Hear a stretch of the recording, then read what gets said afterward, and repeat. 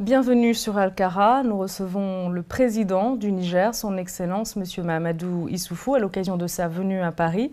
Monsieur le Président, merci d'avoir accepté l'invitation d'Alcara. Merci, madame. Alors, quand espérez-vous le début de l'intervention militaire au Mali? J'ai eu à me prononcer à plusieurs reprises par rapport à cette question. Je la souhaite le plus tôt possible, parce qu'aujourd'hui, les populations du Mali, les femmes, les enfants souffrent parce que ce sont ces couches qui sont exposées aux exactions que commettent les mouvements armés qui occupent le Nord Mali maintenant depuis plusieurs mois. Mais en termes de faisabilité, vous dites le plus tôt possible, ça veut dire avant la fin de l'année ou d'ici le printemps 2013? Je ne peux pas donner de date précise. Ce qu'il faut retenir, c'est que le 11 novembre dernier, la CEDEAO a eu à tenir un sommet extraordinaire à Abuja, et le sommet des chefs d'État a eu à adopter ce qu'on appelle le concept de l'opération pour libérer le Nord Mali. La CEDEAO a décidé de faire des propositions à l'Union africaine qui va les transmettre au Conseil de sécurité. Conseil de sécurité qui doit voter une résolution pour autoriser le recours à la force. Mais est-ce que les conditions sont réellement réunies pour cela? Je pense aux moyens logistiques, à la question du financement et aussi à la remise à niveau de l'armée malienne. Je pense qu'il y a eu beaucoup de concertations au niveau international, au niveau de la CEDEAO, au niveau de l'Union africaine, au niveau de l'ONU, pour remplir toutes les conditions qui permettraient la réussite d'une telle intervention. Alors, 3300 soldats sur un an, quel sera précisément le contingent fourni par le Niger, votre pays? Vous me permettrez de ne pas vous dire le chiffre avec précision. Ce qu'il faut retenir, c'est que le Niger participera à cette force. Est-ce qu'à votre avis, le Niger et la Mauritanie doivent prendre le lead de la force d'intervention au regard de leur expérience sur le terrain sahélien? Vous savez, les militaires, quel que soit leur pays, sont formés pour se battre sous toutes les latitudes, dans toutes les conditions. Parce que j'entends souvent dire seuls pourront intervenir efficacement au Mali les militaires ressortissants des pays du Sahel. Je ne le pense pas. Quel pays de la CEDEAO est le mieux placé justement pour prendre en charge cette force d'intervention militaire? Mais tous les pays sont solidaires dans cette opération. C'est la conjugaison, la mutualisation des contributions de tous ces pays qui nous permettra de réussir l'opération. Plusieurs pays de l'Union européenne réfléchissent à une mission d'entraînement forte de 200 soldats. Y êtes-vous favorable, Monsieur le Président? Je suis absolument favorable, et ces pays ont raison de soutenir l'opération qui est prévue.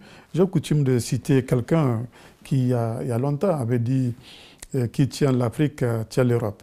Et je pense que de plus en plus, les pays européens sont conscients de cela. Donc le combat qui se mène au Mali, c'est leur combat.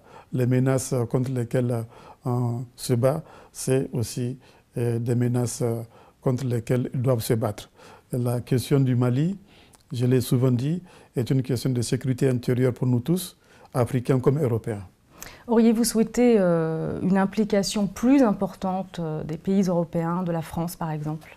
Je pense que les pays européens vont s'impliquer. La France a pris une position sans ambiguïté, une position très ferme.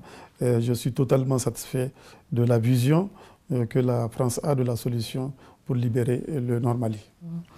Vous êtes un des partisans de la première heure d'une force d'intervention au Nord Mali. Comment est-ce que vous vous situez dans cette approche globale, intervention militaire d'une part et négociation d'autre part? Les deux aspects sont complémentaires. Ce pas des aspects exclusifs. Nous sommes prêts à négocier avec ceux qui veulent négocier, avec ceux qui abandonnent des revendications séparatistes, avec ceux qui abandonnent l'idée de faire appliquer la charia au Nord Mali. Tous ceux qui donc abandonnent ce genre de revendications, nous sommes prêts à discuter avec eux.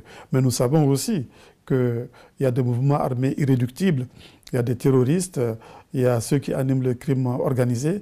Avec cela, il n'est pas question de négocier. Donc avec cela, il faut se préparer à se battre. Donc nous avons toujours deux fers au feu, la négociation et l'intervention. Si je vous suis bien, Monsieur le Président, le MNLA doit abandonner son irrédentisme. Oui, c'est clair, l'Afrique n'a pas besoin d'autres frontières. L'Afrique est déjà assez divisée, l'Afrique est suffisamment balkanisée. Au contraire, si nous devrons un jour sortir des frontières héritées de la colonisation, j'ai coutume de le dire, il faut en sortir par le haut, par l'intégration, et non pas en créant de nouvelles frontières à l'intérieur des frontières actuelles. Alors, s'agissant du groupe islamiste Touareg en Sardine, qui affirme avoir pris ses distances avec l'extrémisme, le terrorisme, faut-il croire en Sardine? On verra dans la pratique. Dans la pratique, on verra le comportement de chacun.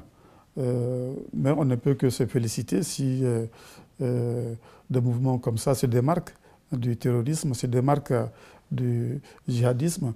Et je sais qu'il y a des pourparlers qui sont en cours aujourd'hui à Ouagadougou. Je souhaite que ces pourparlers réussissent et j'espère que les déclarations que vous venez de rappeler sont des déclarations sincères. Un mot sur le bilan de la médiation de la CEDEAO et de l'Union africaine. Est-ce que les deux institutions ont placé les bons interlocuteurs à leur tête, à savoir le président Blaise Compaoré pour la CEDEAO et le général Sekouba Konaté pour l'Union africaine? Absolument, on les a choisis pour leur expérience.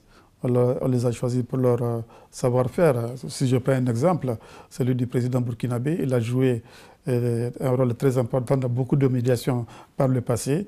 Rappelez-vous la médiation qu'il a eu à jouer dans le cadre du problème togolais et également dans le cadre de la crise ivoirienne. Donc c'est quelqu'un qui a une grande expérience et c'est pour cela que la CEDEAO lui a fait confiance pour mener cette médiation avec les mouvements armés qui le souhaitent au Nord Mali. Et pour le général Sekouba Konaté? Même chose, c'est quelqu'un d'une grande expérience. Il a eu à diriger la transition en Guinée. Vous savez combien il est difficile de diriger ce type de transition avec des forces qu'il faut rassembler, qu'il faut concilier. Et c'est autant, je crois, d'aspects qui sont importants pour mener à bien une négociation. Vous êtes arrivé au pouvoir à la faveur d'élections démocratiques issues d'une transition militaire. Avez-vous un message particulier à adresser aux dirigeants de la transition malienne? Et ce que nous souhaitons, c'est qu'il y ait davantage de consensus au niveau des forces organisées, au niveau des partis politiques, au niveau de la société civile. Et je pense que c'est ce que les dirigeants de la transition sont en train de faire en ce moment. Et quel regard vous portez sur le rôle que jouent les deux principaux protagonistes de la transition malienne, à savoir le président de la transition Diokounda Traoré et le Premier ministre Cheikh Modibo Diarra? Ils sont en train de tout faire pour que se réalisent les objectifs qu'on a fixés à la transition. Ces objectifs, comme vous le savez, portent sur la restauration de l'intégrité du territoire malien.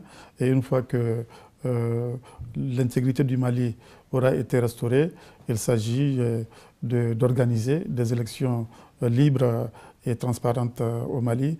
Et les deux acteurs auxquels vous venez de faire allusion sont en train d'œuvrer dans ce sens. Et moi, je ne peux que les encourager et je les assure de mon entier soutien. Votre Excellence, Monsieur Mahamadou Issoufou, président du Niger, merci pour cet entretien. Un entretien que vous pouvez retrouver, revoir sur notre site internet www.alkaratv.net.